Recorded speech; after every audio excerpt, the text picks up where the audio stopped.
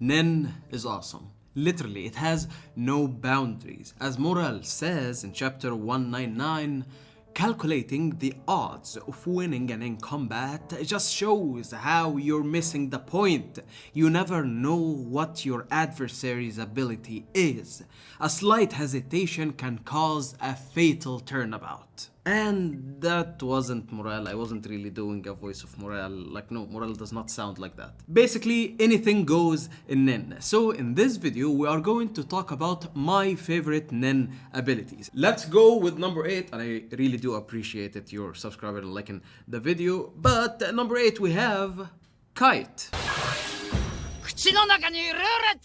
A thing you need to keep in mind, and I think that you will notice that when I talk about the other hiatus on this list, is that the hiatus that I really like are the one that utilizes different powers. Like one ability, but within this one ability, you can use several others. If your hiatus can do that, it's a win for me. And of course, Kite got the crazy slot. He is a conjurer that leans towards transmutation. So he conjures up crazy slots and spins it from number 1 to 9. Whatever number it lands on, he will get a weapon. It's up to chance. So yeah, here's the restriction that he made. Kite does not have control over the weapon, but the weapons are very powerful. However, they might not always work with the situation that he's in. Number 2 in his slot, it has a scythe, and that scythe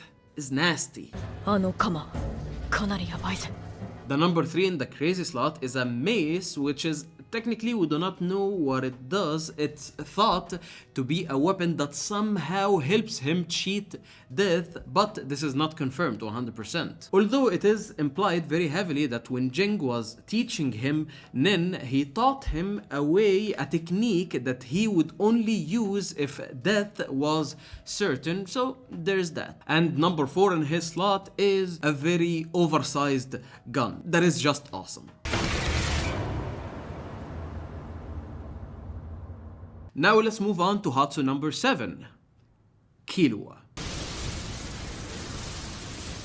Let me preface this by saying, I mean the potential of Kilwa. This potential is what makes it great for me. Kilwa is a very creative and powerful and resourceful NEN user, and that was even before that he learned NEN, he was all of these things. So you can just see how good he is when he actually uses NEN. He turns his aura into electricity. You would expect something like that from a transmuter, and by the way, side note, electricity does not have that big effect against other NEN users. Yes, it hurts, but not to that extent. The majority of competent NEN users are not really bothered by it. However, this is not the real powers of Kilwa. No. He developed other ability, and all of them come underneath what is known as Godspeed.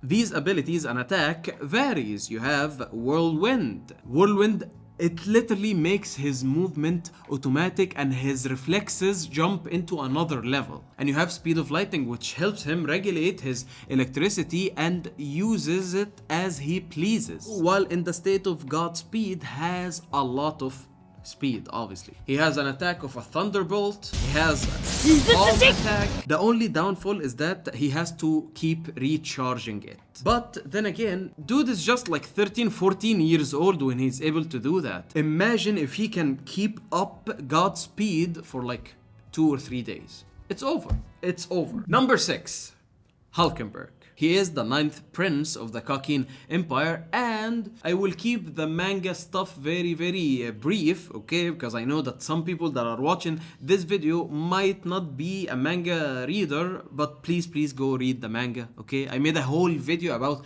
why you should read the manga without any spoilers, so give this video a watch. But let's go over the hiatus of Hulenberg real quick without like spoiling or ruining anything of the story. It's called Possession Arrow. It's a complicated ability. Basically, imagine being able to fire an unstoppable arrow. Wait, let me get the arrow. You will fire an unstoppable arrow made of pure aura.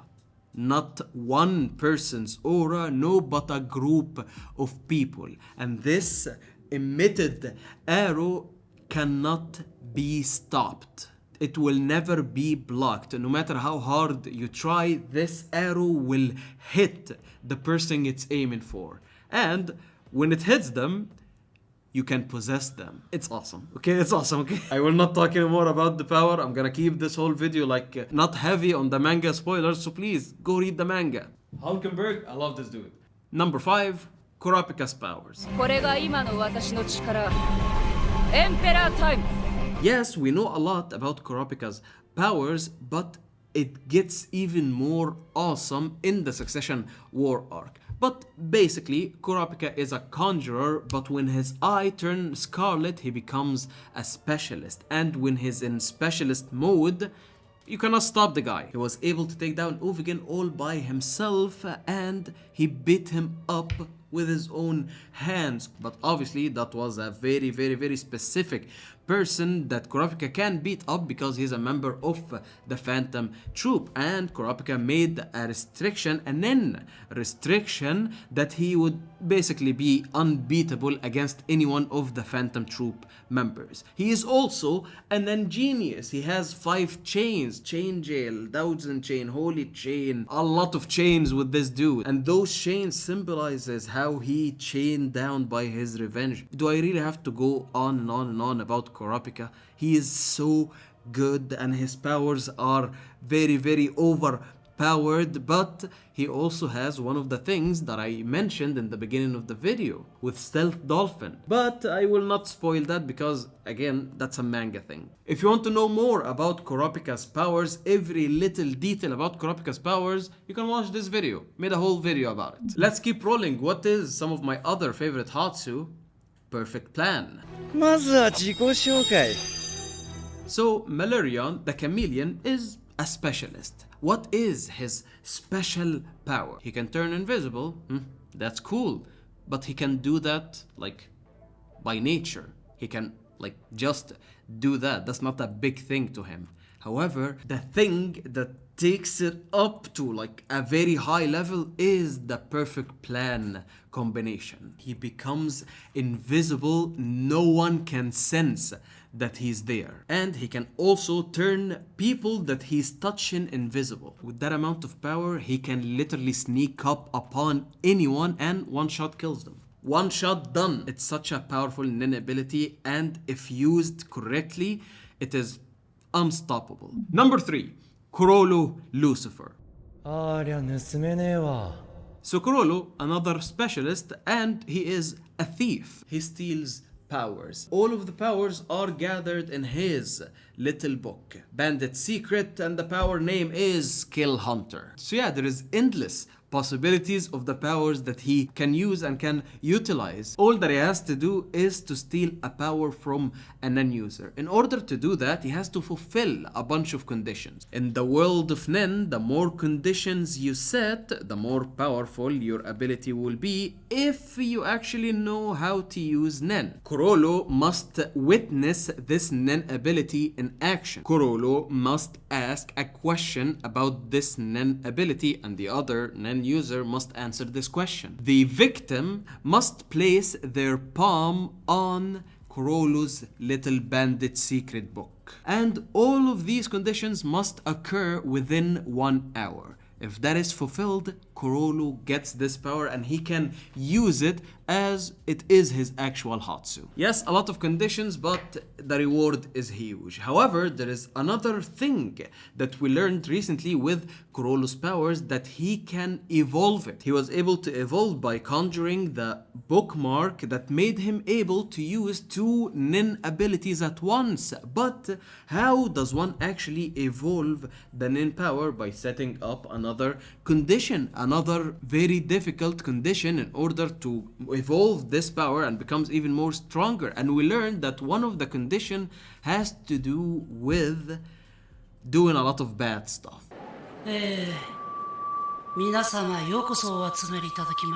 A big heist, a big steal, big problems. Basically what the spiders do, whatever thing is, whatever shenanigans the spider get up to, just know that behind this big heist is a big evolution that will happen in Skill Hunter. Number 2, Knuckle.